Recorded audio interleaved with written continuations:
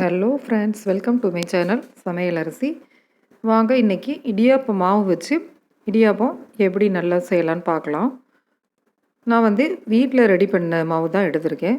நமக்கு தேவையான அளவு எடுத்துக்கிட்டு அதில் ஒரு பிஞ்ச் அளவு உப்பு சேர்த்துக்கலாம். உப்பு சேர்த்து அதை நல்லா மிக்ஸ் பண்ணி விட்டுக்கலாம். இப்போ ஒரு பாத்திரத்தில் ஒரு 2 அல்லது 3 கிளாஸ் அளவு தண்ணி நம்ம நல்லா கொதிக்க வச்சுக்கலாம். இடியாப்ப மாவு ரெடி பண்ணுறதுக்கு தண்ணி நல்லா கொதிக்கணும். அப்போ தான் மாவு மிக்ஸ் பண்ணுறதுக்கு நல்லாயிருக்கும். இடியாப்பமும் நல்லா ஈஸியாக புளிய வரும். இப்போ நல்லா இந்த மாதிரி கொதித்த தண்ணியை நம்ம ரெடி பண்ணி வச்சுருக்கிற மாவில் சேர்த்துக்கலாம். கொஞ்சம் கொஞ்சமாக சேர்த்து நம்ம இடியாப்பம் புளிகிற அளவுக்கு அதை ரெடி பண்ணிக்கலாம்.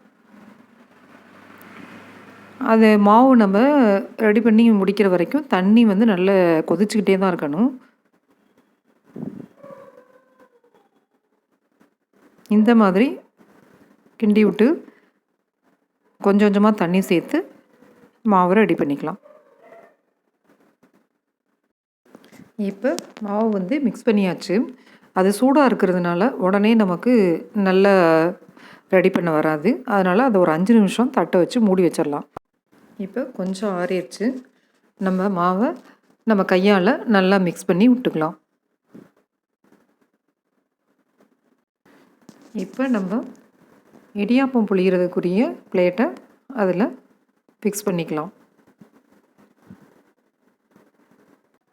இந்த மாதிரி மாவை நீளமாக உருட்டி அதில் நம்ம ஃபில் பண்ணிக்கலாம். இந்த மாதிரி இடியாப்பத்தட்டில் இப்போ நம்ம மாவை புழிஞ்சு எடுத்துக்கலாம். நல்லா கொதிக்கிற தண்ணியில் மாவு ரெடி பண்ணால் தான் அது ஈஸியாக புளிய வரும்.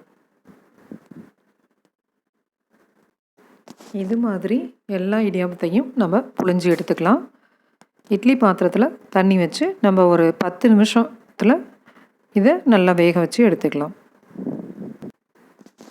இது மாதிரி 3 தட்டுலையும் புழிஞ்சு ரெடி பண்ணி வச்சாச்சு.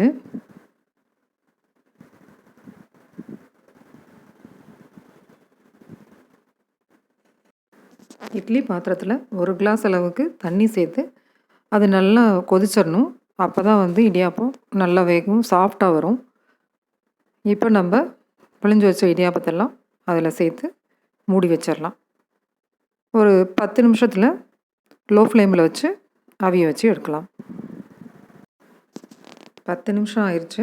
இப்போ நம்ம திறந்து பார்க்கலாம். இப்போ பாருங்கள், இடியாப்பம் நல்லா சூப்பராக ரெடி ஆயிடுச்சு. நம்ம அதை எடுத்து பார்த்தோன்னா இந்த மாதிரி கையில் ஒட்டாமல் வரணும். இந்த மாதிரி ஒவ்வொரு பிளேட்டாக எடுத்து ஹாட் பாக்ஸில் நம்ம சூடாக ஸ்டோர் பண்ணிக்கலாம்.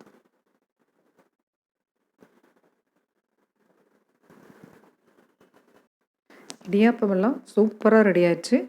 அதுக்கு சைட் டிஷ்ஷாக தேங்காய் பால் வச்சுருக்கிறேன்.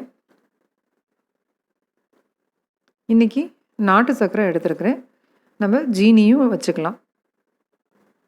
இந்த மெத்தடை ஃபாலோ பண்ணி நீங்களும் ட்ரை பண்ணி பாருங்கள். இந்த சேனலுக்கு லைக் பண்ணுங்கள், ஷேர் பண்ணுங்கள், சப்ஸ்கிரைப் பண்ணுங்கள்.